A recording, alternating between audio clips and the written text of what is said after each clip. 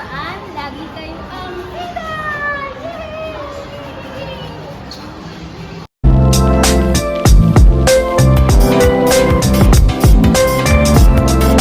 So hi guys, for today's video, pag-uusapan natin ang aking medical experience and what are the preparations before my medical, what did I do, and yung mga documents that are needed to be bring to the medical clinic.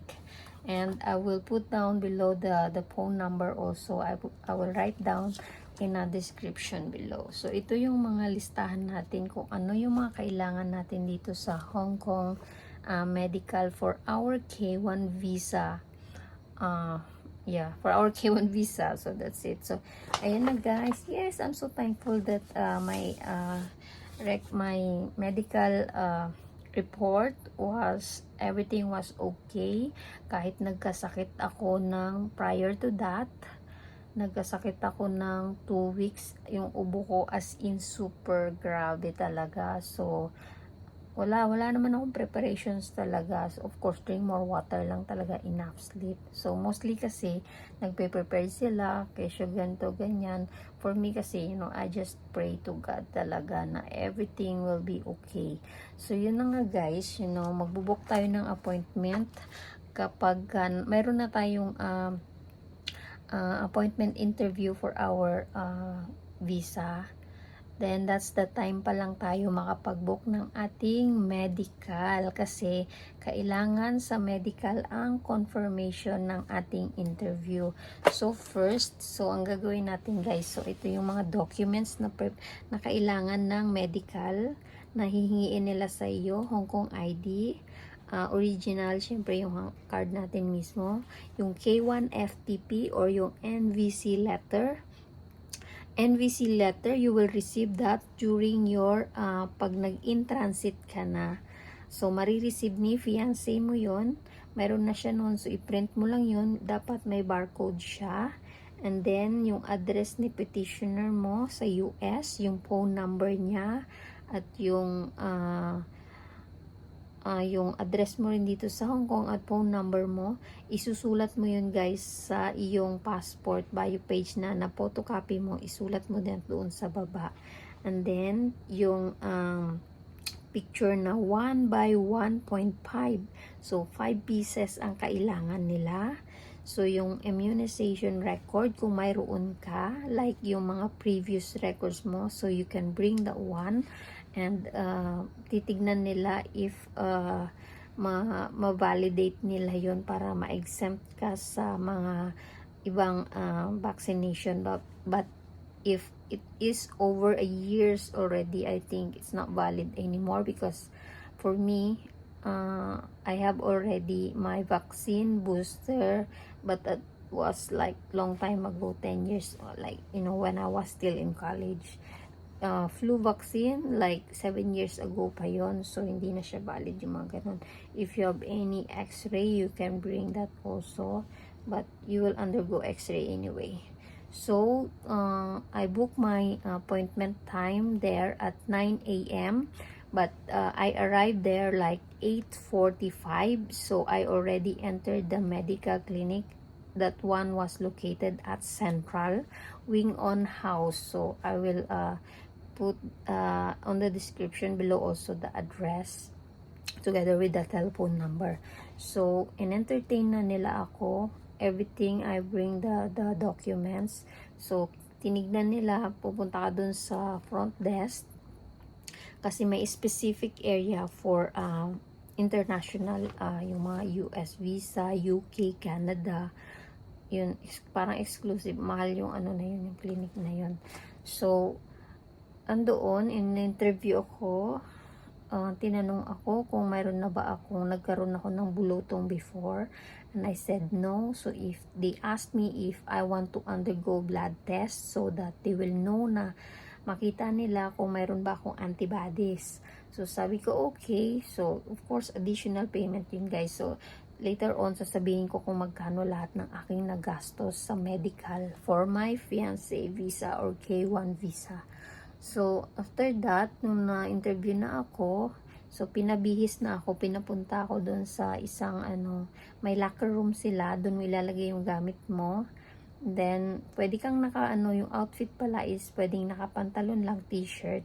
Kasi t-shirt lang naman talaga, yung top lang tatanggalin lahat to, yung bra natin, tsaka yung t-shirt tatanggalin yan. And then, may robe naman sila na ibibigay sa iyo, which is dalawa. Kasi nga, palakad-lakad ka dadaan ka sa hallway kasi maraming may mga foreigner pa nga na nagpapa-check up doon. So ayun, so wait lang ako, tinawag ako for x-ray. So after x-ray, just a few minutes lang yung x-ray, seconds na lang yung x-ray, no. Then after ng x-ray, so ito guys yung suot.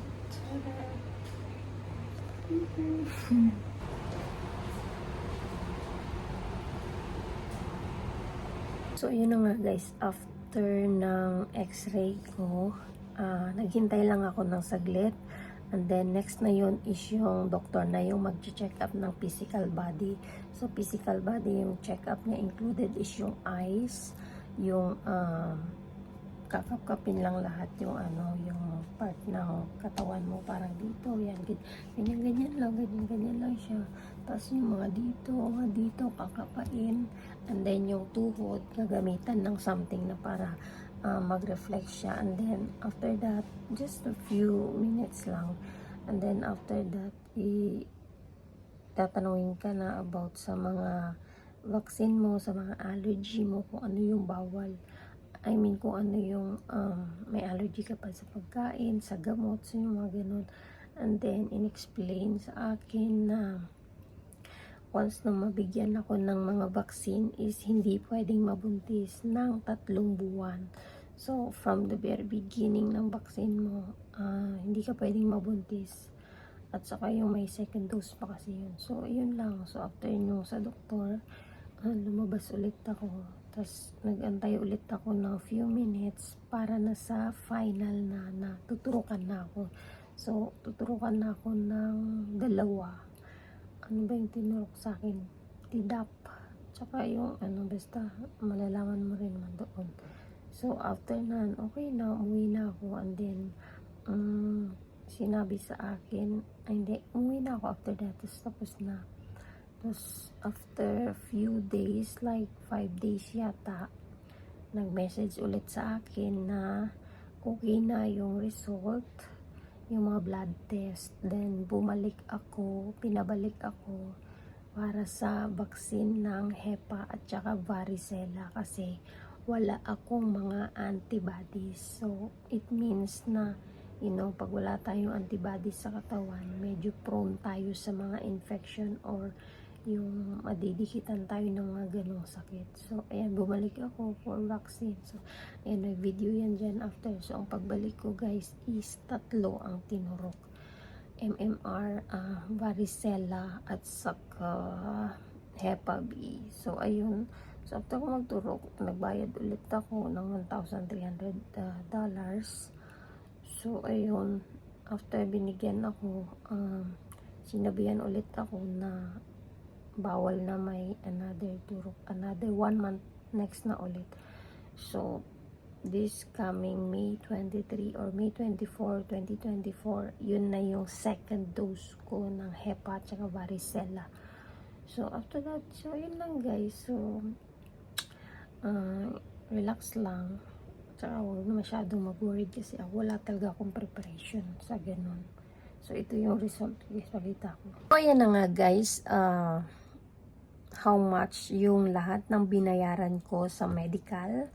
Ang total ko po ay 5,100 Hong Kong dollar. Wala pang second dose yon. So, magse-second dose pa ako this coming May 23, 2024. So, another payment ko po siya ng almost $1,000 for 2 vaccine. So, yun lang po. Just prepare enough. Bukod pa po yung COVID vaccine ha. COVID vaccine cost $1,500. So, kasi may kasama ako kapag ikaw lang mag-isa. So, $1,600. But, in different clinic yun siya guys. So, ayan. Just comment down below if you have any questions. Yeah, I will reply. Thanks, bye! Dito nila nilagay yung result So, since tapos na tayo mag-interview, so kinuha na yung isang envelope na para doon sa ano natin, yung isasama yung sa kukuhanin ng immigration sa US. So, ito yung result, yung record natin. So, ayan, hindi ko na ipapakita. So, ganito yung itsura, 2 page to. At saka, yung laman nito ay CD. So, ayan, CD siya. Ito yung x-ray, result ng x-ray. So, dadalhin natin yan siya. So, isa mukha ko bagong gising kasi hindi ko natapos yung video ko. So, yung binigay sa akin, guys, is TDAP, MMR, Hepa B, at saka varicella. Ano pa to? 1, 2, 3, 4, 5. TDAP, MMR. Wala nang nakalagay. So, nakalagay dito yung date kung ano ako babalik. So, ayan siya. So, meron, kasi hindi pwede ipakita, guys, kasi may mga case number to. So, very exclusive siya. Kasi may possible na yun. So, ayan, sa likod, nandito nakalagay na negative tayo sa lahat, which is very good. Yeah. So, ayan. So, ayan guys. Yung pangalan. Kailangan may pictures talaga tayo. Diba? Magkamukha ba? So, ayan lang guys. So, sa mga lahat mag-undergo ng medical, relax lang and pray to God. Everything will be okay. So, ayan. Papakita ko rin sa inyo yung papunta doon, yung pangalan ng building. So, thanks guys. Thanks for watching. Bye-bye. Kaapat na turok na dito, ha? Ayan na, oh. Nag-keloid yung, yung tinurukan. Plus dito sa isa. 3. Ay, 2 lang ata dito. Importante, clear tayo sa medical lahat-lahat. Thank you, Lord! Kung nanalo pa Lakers kanina, ay nako. Okay. Sarap sana. Thanks for watching.